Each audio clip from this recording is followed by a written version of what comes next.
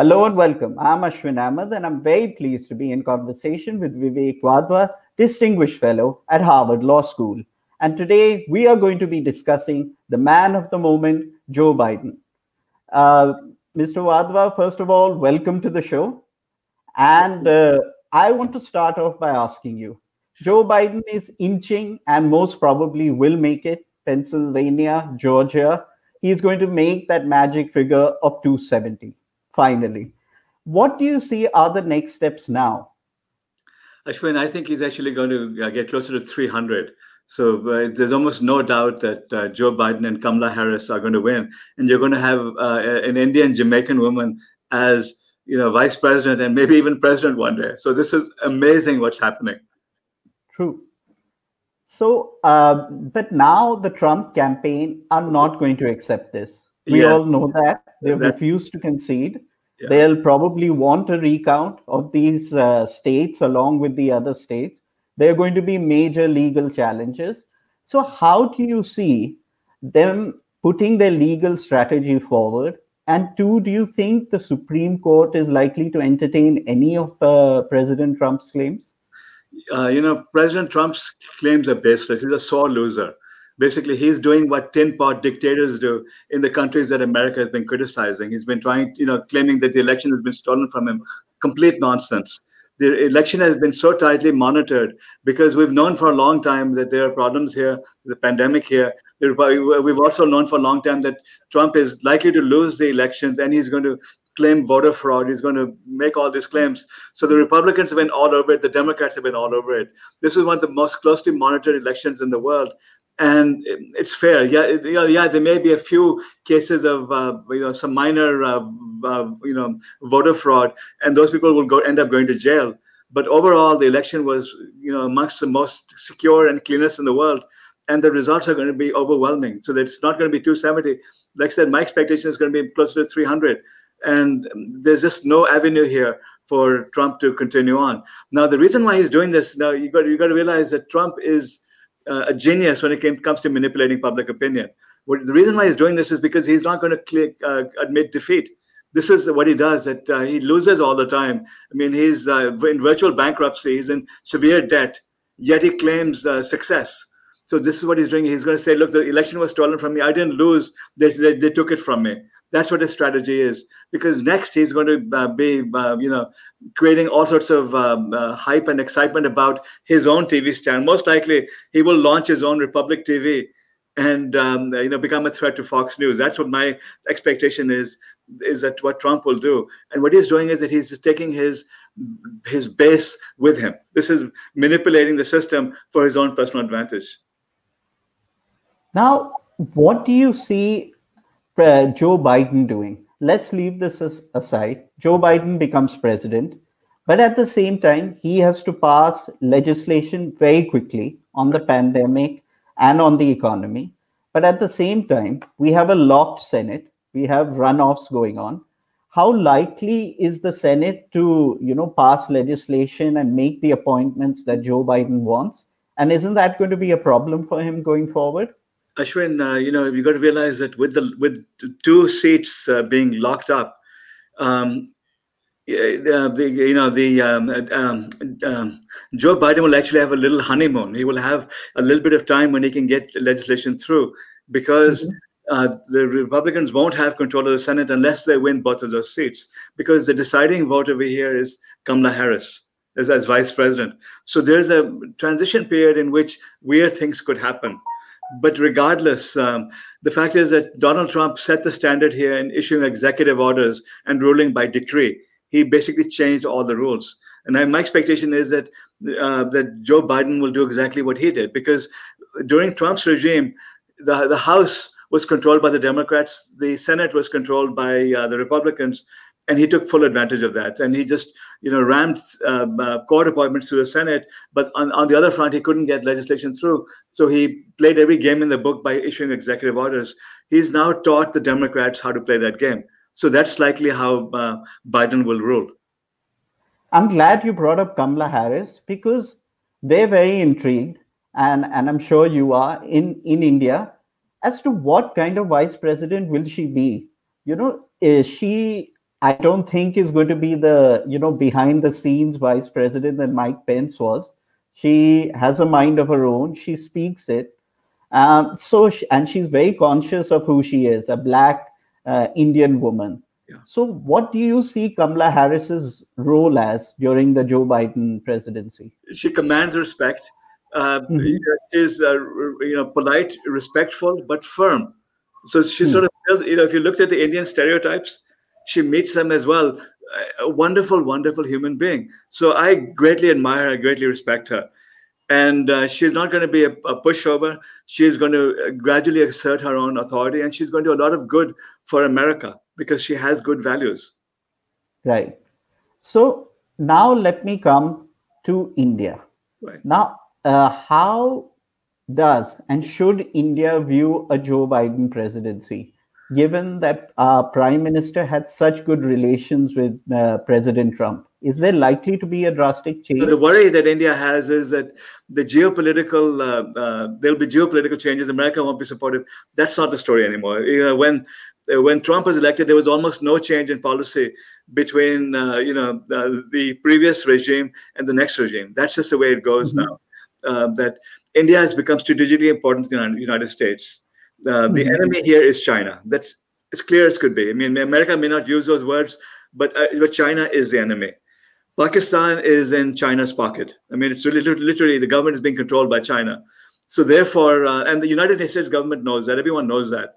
So therefore, India is a counterbalance over here.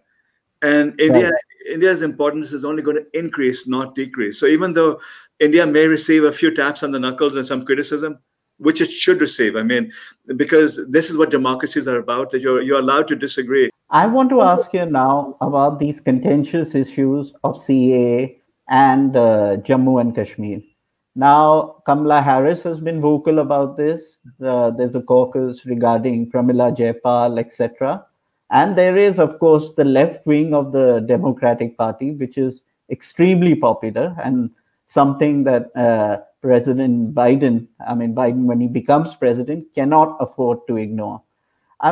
Given all these pressures, do you think that perhaps Biden may be forced to, adopt harsher measures regarding this? And if so, how should India react? There's nothing that America can do about it. So India is doing what it has to do in its own interests, and America will complain. That the liberals will complain, and they're allowed to complain. Criticism is good. India has to learn to accept criticism, and when they do things which cross the line, they should be reprimanded for it. But the fact is that India will do it, but it's in its strategic interests, and that's that. I want to come to the issue of China. We get news here in India about Joe Biden's business dealings in China and his closeness to China. I got to cut you off there. This is complete nonsense. I mean, this is a propaganda that Trump was spreading. Ukraine, China, complete nonsense. I mean, Joe Biden may have, his son may have, some problems here because he's been through a lot, and this is what happens with your children. You can't control them. If they go off track, you have to support them. But Joe Biden is an ethical person. He does not. He's not on the Chinese payroll. He's not on the Ukrainian payroll. I don't think he's done anything crooked in his life. We're not saying he's done anything crooked, but he has this thing with China, a good relationship with Beijing. So should India be concerned about that? No, I think he's going to be equally tough because, the tide has turned now. China has become the evil empire.